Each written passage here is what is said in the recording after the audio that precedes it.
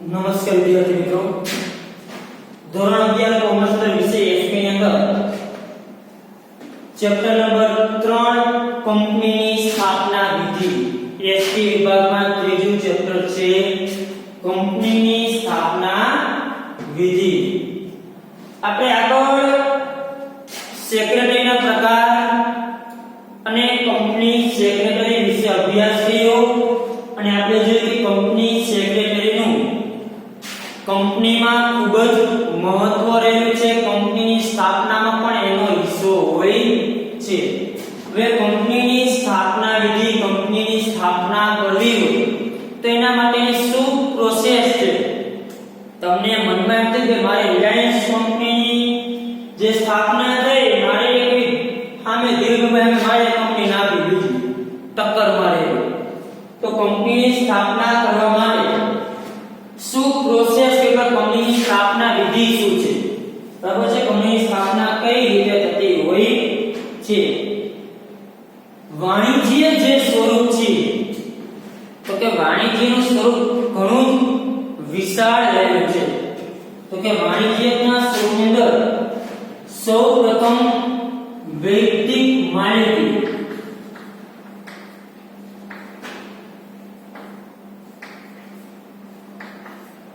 તો કે કઈ માલિકી? વૈયક્તિક માલિકી અસ્તિત્વમાં રહેલું. ત્યાર પછી ભાગીદારી પેઢી અસ્તિત્વમાં, અને ત્યાર પછી અસ્તિત્વમાં આવી કંપની. તો કે આ રીતે વાણિજ્યના જે સ્વરૂપ છે એનો ધીમે ધીમે જેને કહેવાય કે વિકાસ થતો ગયો. શું થતો ગયો? ધીમે ધીમે વિકાસ. પહેલા અસ્તિત્વમાં વૈયક્તિક માલિક એટલે કે એક જ વ્યક્તિ ધંધો કરતો.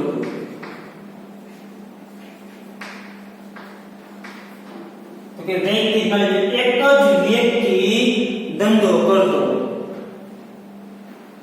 દુકાન નાખી, પોતે એક જ માલિક, નફો થાય તો ભલે, ખોટ થાય તો ભલે, એક જ વ્યક્તિ જેને કહેવાય કે બધી જવાબદારી એની મર્યાદા હતી. શું? તો કે મૂડીની અને શ્રમની. એક વ્યક્તિ મૂડી માપમાં આવી શકે અને પોતે એક જ વ્યક્તિ હોવાથી જેને કહેવાય કે એકલો વ્યક્તિ હોવાથી એને કે બહાર જઈને ધંધો બંધ રાખવો પડે, કે પ્રસંગ આવે તો ધંધો બંધ રાખવો પડે, તો મૂડી અને શ્રમની મર્યાદા એના કારણે અસ્તિત્વ ભાગીદારી પેઢી. તો કે ભાગીદારી પેઢીમાં શું થયું? બે કે તેથી વધુ વ્યક્તિ જોડાણ, બે કે તેથી વધુ વ્યક્તિ જોડાણ. હવે વૈયક્તિક માલિકીમાં એની તમારે પેઢીની સ્થાપના કરવી હોય તો એમાં બહુ સરળ, કોઈ ઝંઝટ નહીં, કે એક જ વ્યક્તિ એટલે બીજું કઈ ટેન્શન હોય નહીં, બહુ એટલા બધા કાકડિયા કરવા પડે નહીં. પણ ભાગીદારી પેઢી હતી હોય તો કે ભાગીદારી પેઢીનું સ્વરૂપ આના કરતા થોડું વિસ્તૃત. આની સ્થાપના જે કેવી સાવ સરળ, કે એક જ વ્યક્તિ એને કોઈ ટેન્શન હોય ને એને કોઈ લખાણ ને કંઈ કરાવવું ન પડે, પણ ભાગીદારી બે કે તેથી વધુ વ્યક્તિ એટલે આની થોડીક સ્થાપના વિધિ એટલે આમાં કરારનામું તૈયાર કરવું પડે. કેમ કે ભાગીદારો છે એટલે ભાગીદારી પેઢી નોંધણી ફરજિયાત છે. ભાગીદારી પેઢીમાં નોંધણી ન કરાવી પડે, પણ જેટલા ભાગીદારો છે એનું તમારે કરારનામું તૈયાર કરવું પડે. એમાં કયા ભાગીદારનો કેટલો ભાગ રહેશે, કોઈ ભાગીદાર ઉપાડ તો કેટલું એનું વ્યાજ લેવાનું, આ બધું તમારા નામાની અંદર આવશે. એટલે કે ભાગીદારી પેઢીમાં કરારનામું તૈયાર કરવું પડે. આનાથી થોડી આની પ્રક્રિયા કેવી જુદી, થોડું મૂંઝવણ, કેમ કે વધારે છે ને 4 જણા પાર્ટનરને નક્કી કરવું પડે કે ભાઈ એબીસીડી પાર્ટનર હોય તો તેનો કેટલો ભાગ લેશે. આ કેસે મારો 20 પૈસા, આ કેસે મારો 30 પૈસા, આ કેસે મારો 25 પૈસા, તો આને કેટલો થાય? 25. તો તેનો કેટલો ભાગ? સંચાલન કોણ કરશે? જે સંચાલન ક્રિયા કરતું એને પગાર આપવાનો, કેટલો પગાર આપવો જે સંચાલન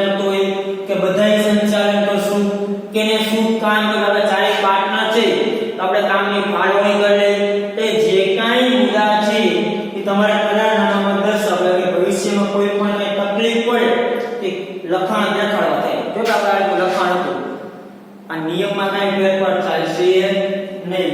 એટલે કે ભાગીદારી પેઢીની નોંધણી કેવી છે? મરજિયાત છે. ત્યાર પછી કંપની, આની જે સ્થાપના વિધિ છે ખૂબ જ લાંબી અને જટિલ છે. કેવી છે? તો કે તમારે ભાગીદારી પેઢીમાં શું એમાં નાણાંની મર્યાદા દૂર થઈ, પછી તે નાણાંની મર્યાદા આમાં કરીએ એટલે નાણાંની મર્યાદા શ્રમની મર્યાદા દૂર થઈ જાય. તો કે 4-5 જણા ભેગા થઈ ગયા એટલે એકાદો ધંધે ન આવે તો એની જગ્યાએ બીજો વ્યક્તિ ધંધો ચલાવે.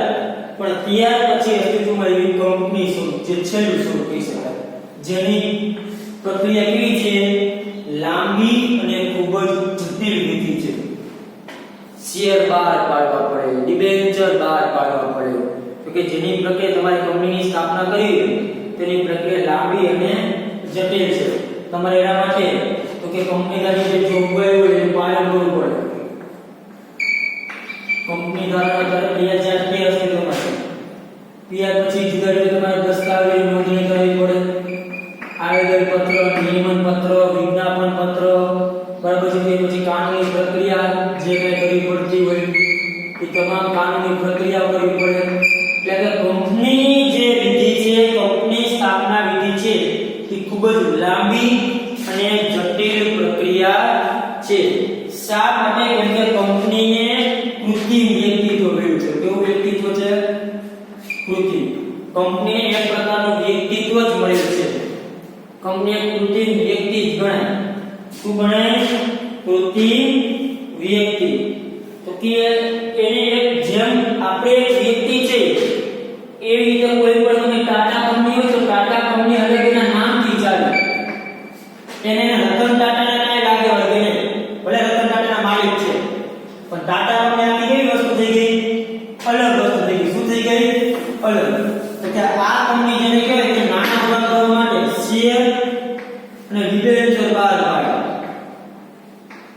જુદું જુદું. આ જે છે માલિકીની ભૂલ.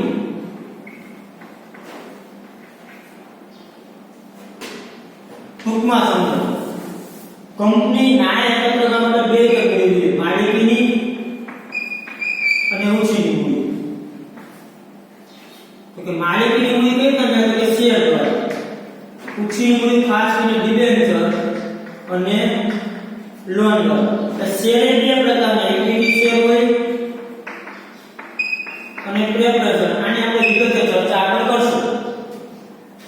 કંપનીને વ્યક્તિગત કેવું મળ્યું? કૃત્રિમ. તો એની જે દસ્તાવેજો નોંધણી આ બધી કરવું પડે. એની પ્રક્રિયા ખૂબ જ લાંબી અને જટિલ પ્રક્રિયા છે. કેવી છે? જટિલ. મગજમારી વાળું છે. એમના કંપની સ્થાપના થઈ જાય નહીં. તમારે કંપનીની સ્થાપના કરી તો ઘણી બધી લાંબી પ્રક્રિયા, દસ્તાવેજ કેટલી કરવું પડે. શેર બહાર પાડવા પડે.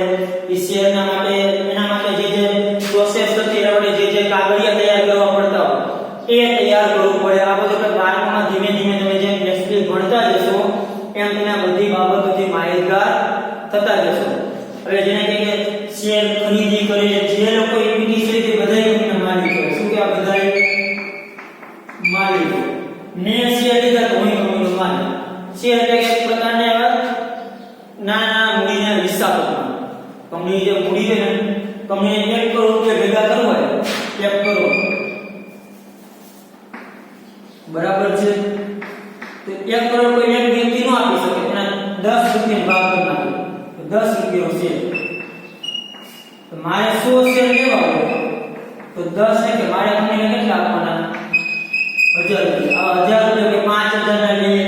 આ અલગ અલગ વ્યક્તિ આ શેર લે. જેને શેર લીધા એ દરેક વ્યક્તિ કંપનીનો માલિક. એ દરેક વ્યક્તિ શું થાય? કંપનીનો માલિક. જેને શેર લીધા એ બધા કંપનીના માલિક. હવે ટાટા કંપનીની સ્થાપના કરી હતી તો માની કે ટાટા કંપનીના બધા દસ્તાવેજ જે કંઈ પેલા કાનૂની પ્રક્રિયા જે કંઈ છે એ બધું તેને તૈયાર કરીને, બરાબર છે. આ જે કાનૂની પ્રક્રિયા જે અસ્તિત્વ લાવનાર વ્યક્તિ કહેવાય. તો કે કાનૂની પ્રક્રિયા જે અસ્તિત્વ, તો કે ટાટા જે કંપની છે, બરાબર છે, એ કૃત્રિમ વ્યક્તિ છે. તો કે અસ્તિત્વ લાવવાનું જે કાર્ય કરનાર છે એને કહેવાય પ્રવર્તક. શું કહેવાય? પ્રવર્તક. એટલે સ્થાપક કહેવાય.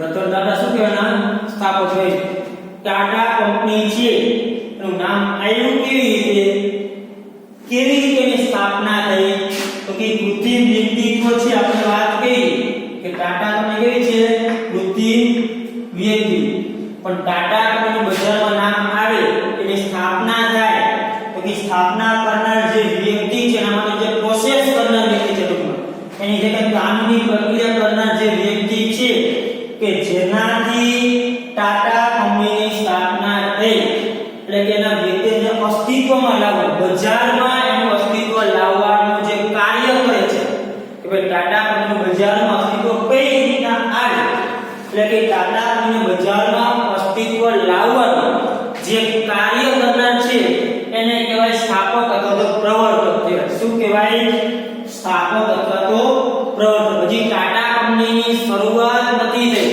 ખાલી શું થઈ બજારમાં એક નામ આવી કંપની સ્થાપવાની છે કઈ તો કે ટાટા કંપની તો કે એની જગ્યાએ પહેલા તો અગાઉ જે કાંઈ કાનૂની પ્રોસેસ કરવી પડે જે કાંઈ કાનૂની પ્રક્રિયા કરવી પડે એના માટે તો કે આ જે કાનૂની જે કાંઈ પ્રક્રિયા કરવામાં આવે છે જે કાંઈ કાનૂની પ્રોસેસ કરવામાં આવે છે કે જેની કાનૂની પ્રક્રિયા જે પ્રોસેસ કરેલી છે જે કાંઈ દસ્તાવેજ જે નોંધણી કરવાનું જે કાર્ય કરનાર જે વ્યક્તિ છે બરાબર છે એને કહેવાય પ્રવર્તક શું કહેવાય પ્રવર્તક હવે એ શું કરશે તો કે એને માની કે ટાટા કંપનીની સ્થાપના કરી છે બિલ્ડિંગ બાંધવું છે મશીનરી છે એના માટે એને 1 કરોડ રૂપિયાની જરૂર થઈ રાઈટ રતન ટાટાજી છે એકલો માલિક કહેવાય નહીં રતન ટાટા કંપનીનો માલિક છે નહીં માલિક કોણ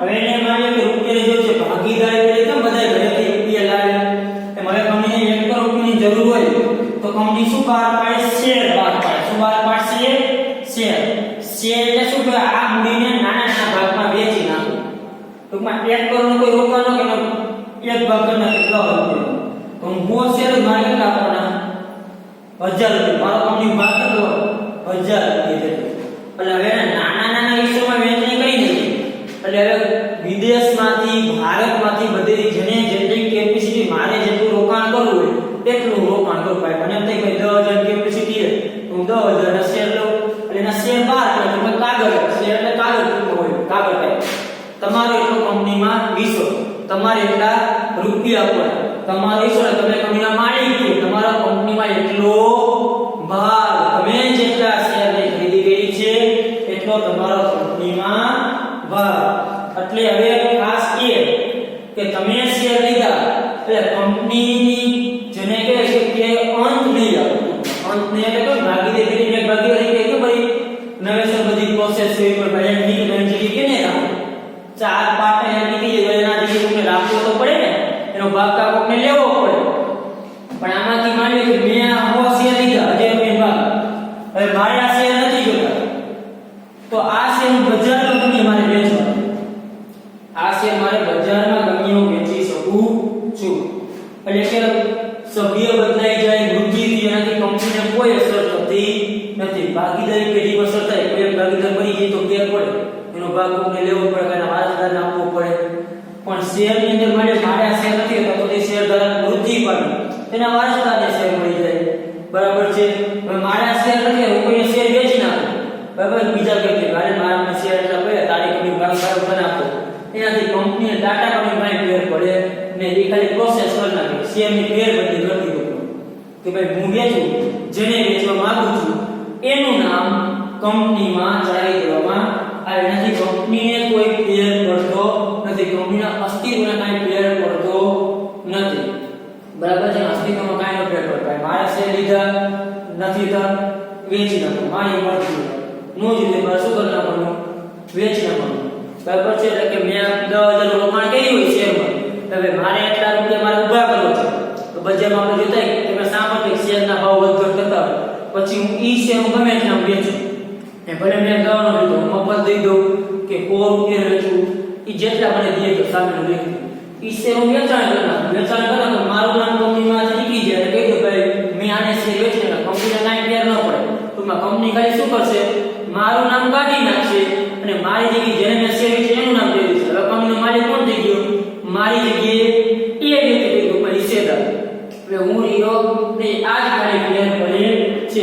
એટલે કંપનીની આ રીતના જેને કે શેર બહાર પાડીને જેને કહેવાય કે જે શેરધારક છે બધા કંપનીના શું છે?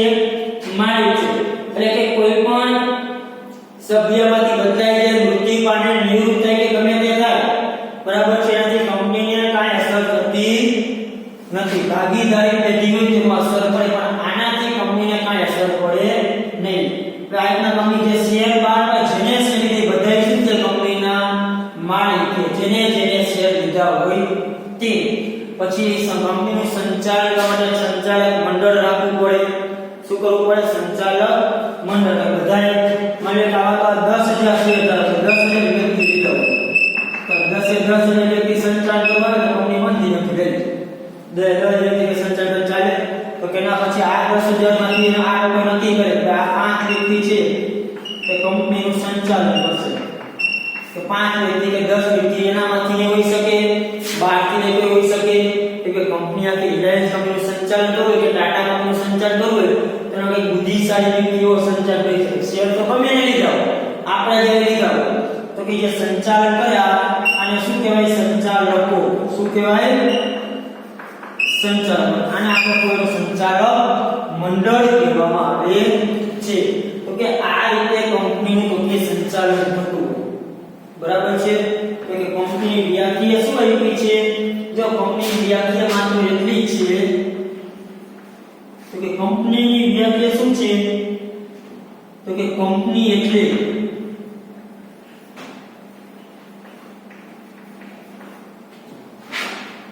કંપની ધારા 2013 સ્થપાયેલી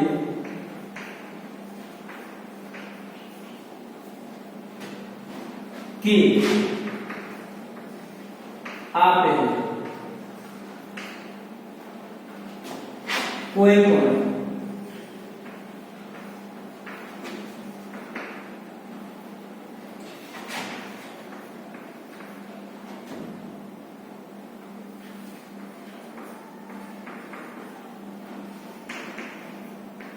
સ્થપાયેલી કંપની.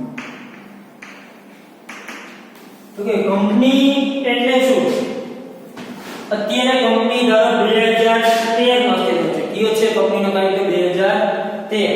તો કે કંપની એટલે કે કંપની દર જે 2013 જે કાયદો છે એ મુજબ સ્થપાયેલી અથવા તો આ પેલા જે 1956 નો કંપની દર કે આગળ કોઈ પણ કંપની દર હોય એ મુજબ સ્થપાયેલી કંપની ને શું કહેવાય? કંપની. ટૂંકમાં 2013 નો જે કંપની દર છે જે કાયદો છે, બરાબર છે, નોંધણી કરાવી પડે જે જોગવાઈ, બરાબર છે, જે કાયદો છે એ કાયદા મુજબ સ્થપાયેલી કોઈ પણ કંપની.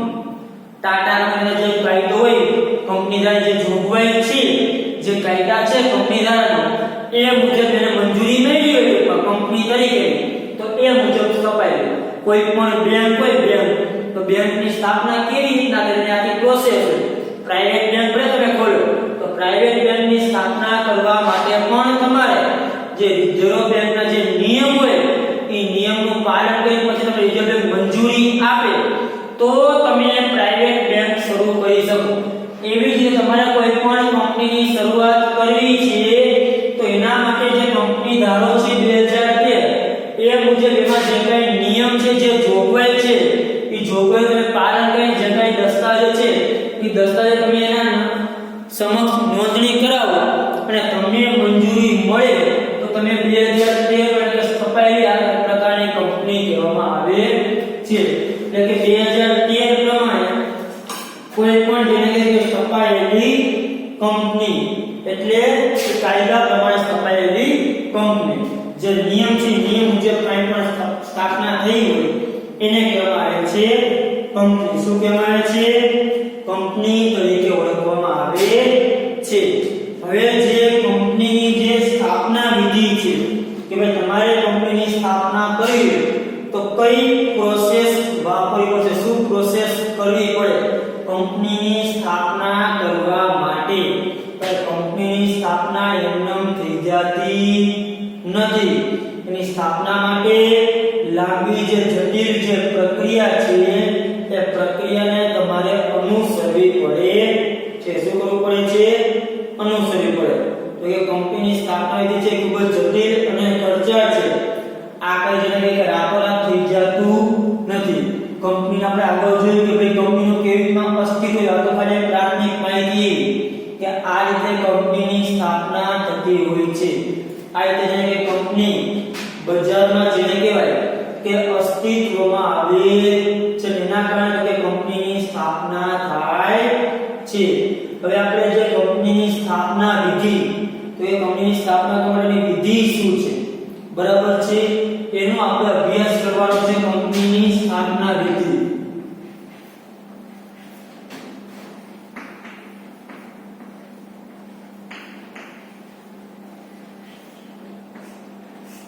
એમાં બે છે નોંધણી પહેલાનો તબક્કો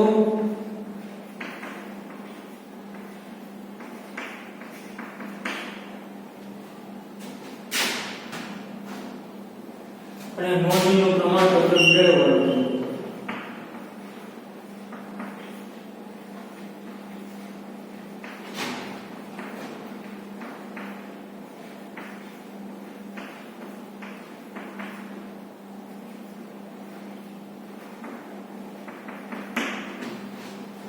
જો કંપનીની સ્થાપના વિધિના બે તબક્કા છે. નોંધણી પહેલાનું અને નોંધણીનું પ્રમાણપત્ર મેળવવાનું. નોંધણી પહેલા શું કરવાનું અને નોંધણીનું પ્રમાણપત્ર મેળવવું હોય તો એની શું વિધિ છે, એની શું પ્રોસેસ છે. આપણે કંપની વિશે આપણે અભ્યાસ કરીએ. કંપની એટલે શું? કંપનીનું અસ્તિત્વ કઈ રીતે આવે છે? અસ્તિત્વ જે લાવનાર વ્યક્તિ શું કહેવામાં આવે છે? પ્રવર્તક એટલે કે સ્થાપક કહેવામાં આવે છે. કે કંપની જે અસ્તિત્વ લાવનાર છે એને કહેવામાં આવે સ્થાપક. શું કહેવામાં આવે છે? સ્થાપક એટલે કે પ્રવર્તક. એ આપણે અભ્યાસ કર્યો. કંપની આ રીતના જેને કે નાણાં મેળવતી હોય છે, આ રીતની પ્રોસેસ કરતી હોય છે. જેને શેર લીધે બધા શું કહેવાય? શેરધાર કે કંપનીના છે માલિક. જેને શેર લીધે કંપનીના શું થયા? માલિકો. એ બધા વ્યક્તિ કંપનીનું સંચાલન નથી કરતા. એમાંથી અમુક વ્યક્તિ જે છે એ કંપનીનું સંચાલન કરે છે જેને કહેવાય સંચાલક મંડળ. શું કહેવાય? સંચાલક મંડળ. આ બધી વિસ્તૃત ચર્ચા તમારા ધોરણ 12 ની અંદર આવશે. સંચાલક મંડળ એટલે શું અને સંચાલકો કેટલા પ્રકારના હોય, ઇક્વિટી શેર કેને કહેવાય, પ્રેફરન્સ શેર કેને કહેવાય, કંપની શેર કઈ રીતના બહાર પાડે છે, એની પ્રોસેસ શું છે, તમારી શેર કઈ રીતે તમે ખરીદી કરી શકો, એની તમામ માહિતી વધારે વિસ્તૃત ચર્ચા ધોરણ 12 ની અંદર કરવામાં આવેલી છે. બરાબર. આપણે અત્યારે તમને ખાલી ઉપર ટૂંકમાં માહિતી આપેલી છે. હવે કંપનીની સ્થાપના વિધિ બે ભાગમાં છે. નોંધણી પહેલાનો તબક્કો અને નોંધણીનું પ્રમાણપત્ર મેળવવાનો તબક્કો. કે નોંધણી પહેલાનો શું તબક્કો છે? જે પ્રારંભિક તબક્કો કહેવાય. કે કંપની નોંધણી ન થાય એ પહેલા તમારે શું પ્રોસેસ કરવી પડે, શું પ્રક્રિયા કરવી પડે તે. અને નોંધણીનું પ્રમાણપત્ર મેળવવા માટે તમારે શું પ્રોસેસ કરવી પડે? તો ભાઈ નોંધણીનું પ્રમાણપત્ર મેળવવા માટેની શું પ્રક્રિયા છે? આ બે ભાગમાં કંપનીની જે સ્થાપના વિધિ છે બરાબર છે એને જેને કહેવાય કે ફાળવવામાં આવેલી છે. નોંધણી પહેલાનો તબક્કો અને નોંધણીનું પ્રમાણપત્ર મેળવવાનો તબક્કો. આના વિશે આપણે ચર્ચા નેક્સ્ટ લેક્ચરમાં કરશું. કે કંપની સ્થાપના વિધિ કઈ રીતના કરવામાં આવે છે. બરાબર છે. આપણે આ લેક્ચરમાં ખાલી કંપની ધારાની વ્યાખ્યા, કંપની એટલે શું અને આપણે એની પ્રસ્તાવના વિશે અભ્યાસ કર્યો. બરાબર છે. એમાં તમે જો 3.2 માં જે કંપનીના લક્ષણ આપ્યા છે બરાબર છે. કંપનીના લક્ષણ સ્વતંત્ર વ્યક્તિત્વ એ આ વખતે કોર્સમાં છે એટલે કે કોર્સમાં તેને બાકાત કરવામાં આવે છે. બરાબર છે. હવે આપણે આ જે મુદ્દો છે એ નેક્સ્ટ લેક્ચરમાં અભ્યાસ કરશું. ચાલો થેન્ક યુ.